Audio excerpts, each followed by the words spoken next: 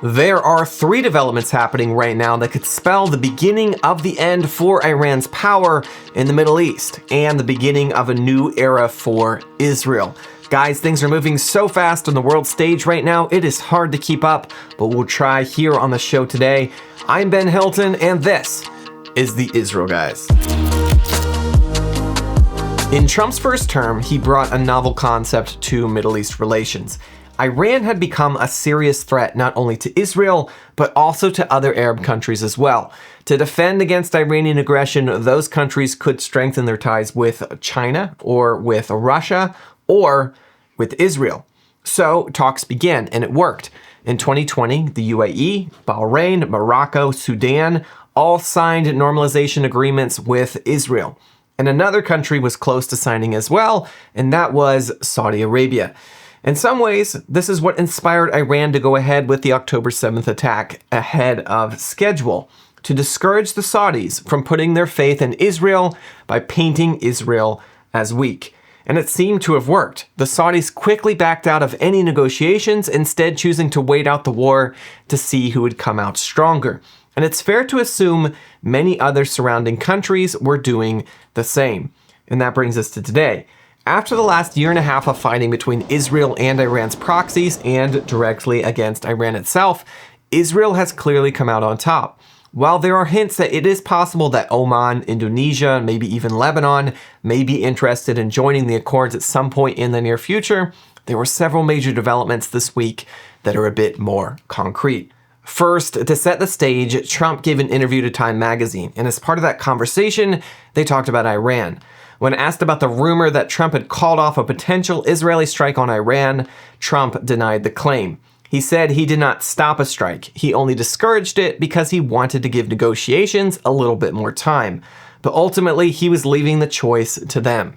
He also emphasized that it is very possible the US would have to attack Iran because they will not have nuclear weapons, in his own words. And that attack may be closer than we think.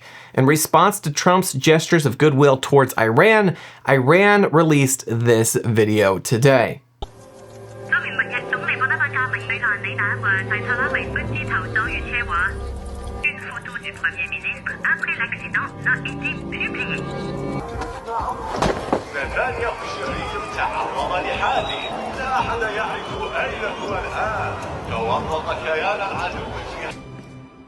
سلام علیکم آقا. بابا دیگه شما مترجم نیاز ندارید، ماشاءالله خودتون اوستایین آقا سید. دیگه بالاخره برای حفظ آبرو هم که شده یه چند کلمه ما از شما یاد گرفتیم. ارادت داریم. نفرمایید. ما شاگرد شماییم. مهمونتون تشریف آوردن؟ بله، صبح رسیده.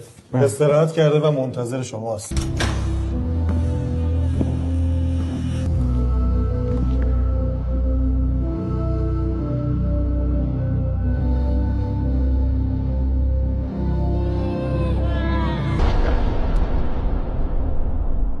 برای این پرونده بازجویی بهتر از شما نبود آقا حیدر.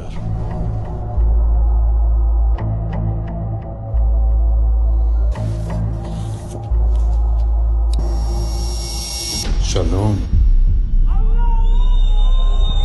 Historically, Trump doesn't really seem to put up with this kind of nonsense, and Iran might just be pushing themselves into getting their nuclear sites destroyed by their own stupidity. CENTCOM Commander General Michael Darilla just landed in Israel to discuss some military plans, so we can only assume that a general strike on Iran might be a part of that discussion.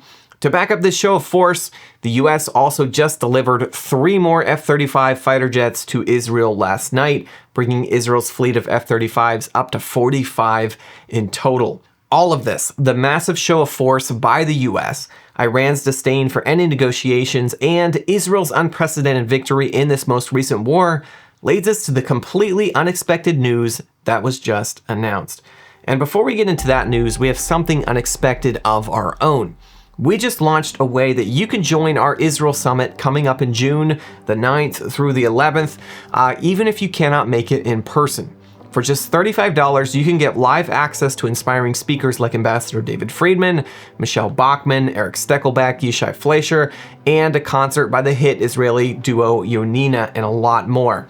No matter where you are in the world, you can be equipped and inspired to fight on behalf of Israel and her biblical heartland. Visit the link in the description below for all the details. Remember, that's just $35 to get access for you or your family to a potential life-changing 3-day event from the comfort of your own home. Visit the link in the description below to learn more. Republican Congressman Marlin Stutzman just got back from a visit to Syria for private meetings with Syrian officials, including the new president, Ahmed al-Shara. In an exclusive interview with the Jerusalem Post, he said, Shara said that he was open to the Abraham Accords, which would put them in good standing with Israel, other Middle Eastern countries, and of course, the United States. He added that, of course, there has to be negotiations and steps must be taken before this can happen, but a peace agreement should be possible. It looks like the new president of Syria is concerned for the future of his country. Israel has destroyed a lot of their modern fighting capability and taken buffer zones. Turkey is carving huge swaths out of Syrian territory to take as their own. Trump has been hinting recently that he thinks Syria will be dissolved into smaller territorial portions instead of a sovereign nation. So with all that taken into consideration, one of the best bets Syria could make right now would be to seek Israel's protection in return for a peace agreement. Whether that is in Israel's best interest or not is a discussion for another day, but the fact that it might be happening is really interesting.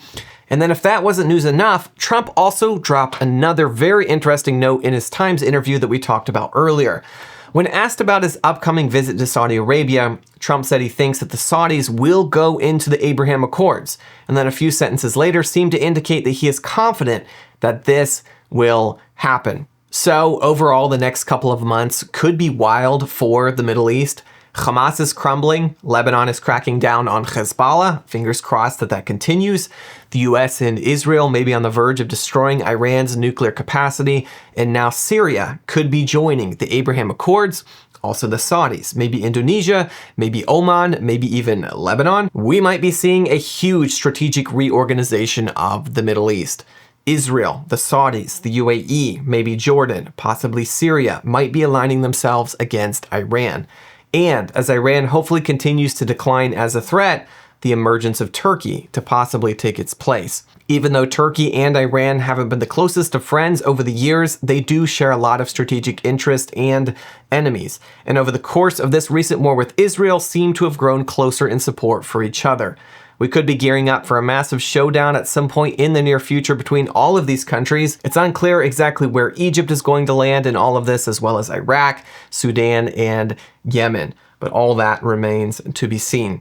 If you want more in-depth analysis on all of this stuff with Israel and the Middle East, please consider joining us in Texas for our Israel Summit coming up in June. We have some of the world's most knowledgeable and inspiring speakers that will be giving you an exclusive inside scoop on the state, current and future of Israel and the Middle East. If you'd like to sign up for that, the link is in the description below. If you can't make it in person, you can now purchase a live stream ticket through that same link as well. Guys, subscribe to the channel if you're not already and get the conversation going down in the comments below. If you'd like to support our work here at the Israel Guys, head over to theisraelguys.com/donate. As always, stop listening to the lies and propaganda and connect with the truth of what is happening in Israel. We'll be back here soon here at the Israel Guys.